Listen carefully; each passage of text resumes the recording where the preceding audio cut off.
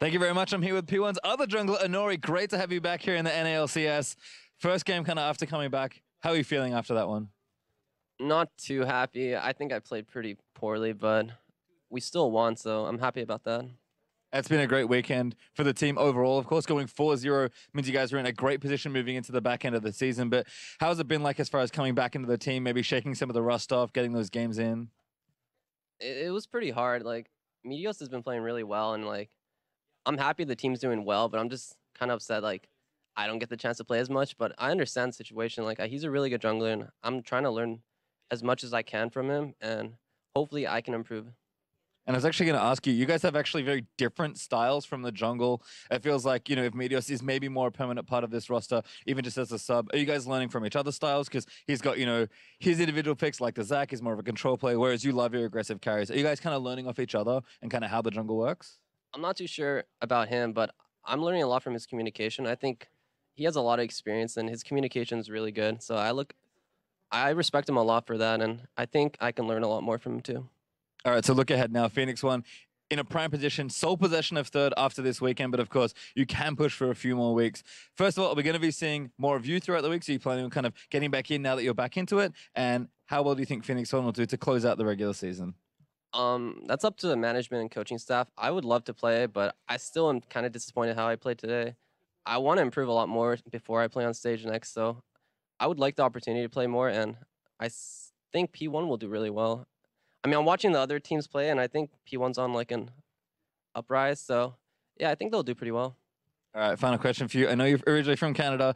Spring Finals will be in Vancouver this year. Are you going to be there? I mean, I hope so. Like, yeah.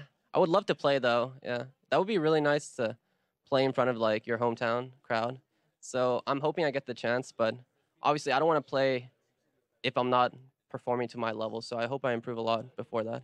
Well, best of luck. Great series today. It seems like the team and you are on an upward trend. We are going to send it back to the analyst test, though, to wrap up the day. Thank you very much, Pastry Time. Good to see Inori back in the league, and I'm sure, as he mentioned, happy to come away with the victory, but not necessarily happy with his individual play. You know, to a degree, forgivable in terms of some rust buildup, may be expected when being away from the NALCS for a bit of time. But overall, the 2-0 victory for Phoenix One here against Echo Fox, as well as the 2-0 week, which puts them solidly in third place here. Yeah, I mean, it's pretty surprising the way it happened too. You know, maybe they beat FlyQuest, and then there's like a game record thing because, you know, we know P1 has a really nice game record, but then, you know, FlyQuest loses again today, and now they're just completely in control of third place. Not what I was expecting heading into today. Right, and the way they do it is METEOS in game 1 playing on that Zac. We flip to game 2. Champion select looks very different for Phoenix One all of a sudden. So it's actually kind of nice to see that the team has the ability to adapt around the jungler that they decide to put in, being on a more aggressive kha'zix this time around. And it's really interesting, actually, because with METEOS, it's like, okay, he started really poorly. Like, the first game he got out of jungle was really hard, and then he's improved steadily, like, throughout the weeks. And then Inori comes in, he's kind of rocky. The first game, I think he killed himself like 1 or 2 different times. And so it's a real fight for the position. And just the way like it influences their entire champ select. Whereas you see here they have to take the kha'zix early because of the Rengar and Graves bans. Right. And then if this was METEOS, you know, you're probably taking a tank jungler a little later on, and once they take the Shen, you maybe use the last pick Rumble counter pick. It's so hard to do that when you have the kha'zix already taken. And it really does influence their entire team comp, where you might see Zig on more tanks when paired up with Inori versus what METEOS unlocks Zig to do with some of his more pocket picks. Which is just credit to Zig then for being able to play across the tank pool and the carry pool. And just today we had Kled and then Nautilus played. You know, then we look elsewhere on the map, and of course Arrow is a solid, consistent performer in the bot lane, but Stunt picking up somewhat of a frontliner here in the Taric, as opposed to one of the squishier, caster supports that we've seen a lot more of right now in the current meta. So it really is an entire team effort here in order to craft around both junglers depending on which one is in the game. And of course the fact that, you know, Adrian subbed out. I don't think we would have seen Taric in this game if we were still having Adrian on this team. So it's very interesting to see P1 not only having to adapt to the players that are playing for them right now, but the fact that they're able to win while doing so. Right. Yeah, and like I love seeing Taric, because Taric used to always be like, oh, I'd see C9 play, and they played it very well, where they used Taric like stuff initiation from other teams. And this is kind of what we saw this game. Like in multiple situations, denied like a whole Syndra ult, or just a lot of damage that was produced off a potential pick from the other team. Right. That said, this game was a lot closer for a much larger portion of the game until Phoenix One went was finally able to get a solid advantage around the 32-minute mark, but it all stemmed from Arrow, an aggressive play as the AD carry, popping both summoners out of Keith here, will then net a one-team fight off of a Team P flank. Here we are. Yeah, just a couple minutes later, or barely even, like a minute or two later, Zig gets a nice TP flank, and he's like, he hits AKAADIAN, doesn't matter, turn around, focus back onto Keith. He has no summoners, he goes down right away.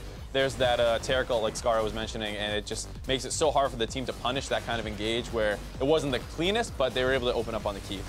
Yep, I mean, I was going to say, from here, though, Scara, I know you had some criticism around, what they did to close the game once again with, around the Baron, doing some weird chasing around the map. Phoenix 1 still looks to be a little bit lost sometimes in the late game when it comes to pushing down those inner turrets and inhib turrets. I mean, you saw them try a lot. Like, you saw Stunt, I think, failed 3 or 4 separate flash E's or E flashes this game. And I have to give him credit. Like, after failing the first one, like, you may be like, okay, well, like, it's just not going to work. But he kept going for them, even in games where it was if he hit it, he would win the game or get the pick. And so I respect that a lot. And even though it didn't convert this time, I'm hoping to see more consistent play throughout. Very much so. Let's pop over to our final replay here. 37 minutes into the game, 4-0 for Phoenix 1. This really put, the nail in the coffin. Yeah, and once again, kind of off the back of Arrow's aggressive play.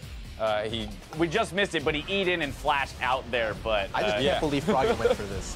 That was way too aggressive with his support right next to him there. Then you get to see the Arrow plays this great here against Lee Sin. So watch that. Yeah, nice shift to avoid getting Insect into his team.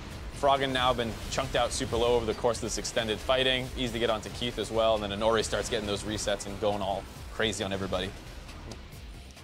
If this rolls out, of course, from there, it still took a little bit of time to end the game as they had to go push down the top lane, inhib and whatnot. But whereas Phoenix 1 is now solidly into that third place position at 9-5, Echo Fox here 5-8.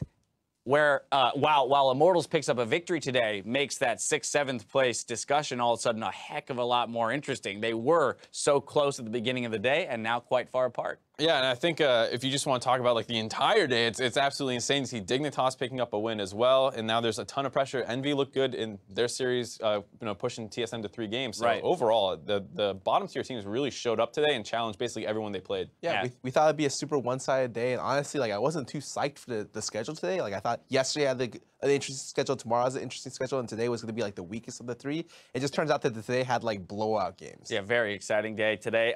Arrow's going to pick up player of the game. I don't know if you guys have anything else to say about this guy. We've said so much. I don't know what else there is to say, but he's a monster. He's a monster. Yeah, I mean, like we were joking about this. Like as Arrow is like in the game longer, you have a higher chance of winning. Just give him time. He will make a play. Like, at 30 minutes, it's been a close, hard-fought game. Eventually, Arrow finds the opening, blows key summoners, and it's like, oh, hey, suddenly their immobile AD carry doesn't have summoners. This makes a TP flank for Zig 10 times easier. So I think, just give Arrow a little bit of time, a little bit of room to work, and he'll find you something. And that's where maybe having Stunt next to him as a support, willing to make some of the more aggressive plays that maybe Adrian wasn't going to make, or at least play the champions that allow them to be a little bit more aggressive, might aid Arrow in becoming an even stronger carry for the squad. The only critique you can have on Arrow is that his lane phase wasn't very good. But I often attribute it to the fact that like Adrian just isn't a very aggressive player. However, when you look how Stunt's playing lane, this guy is going ham. This guy has different champion picks, and he's a very aggressive player. And I think that opens up a different avenue where Arrow can just like hard win the lane and then carry a lot earlier than you'd expect. Right, I think that's actually a great point to mention. They actually dove bot lane this time, 2v1, really early on. They just walked up to the Ashe, who had the roaming support. So I think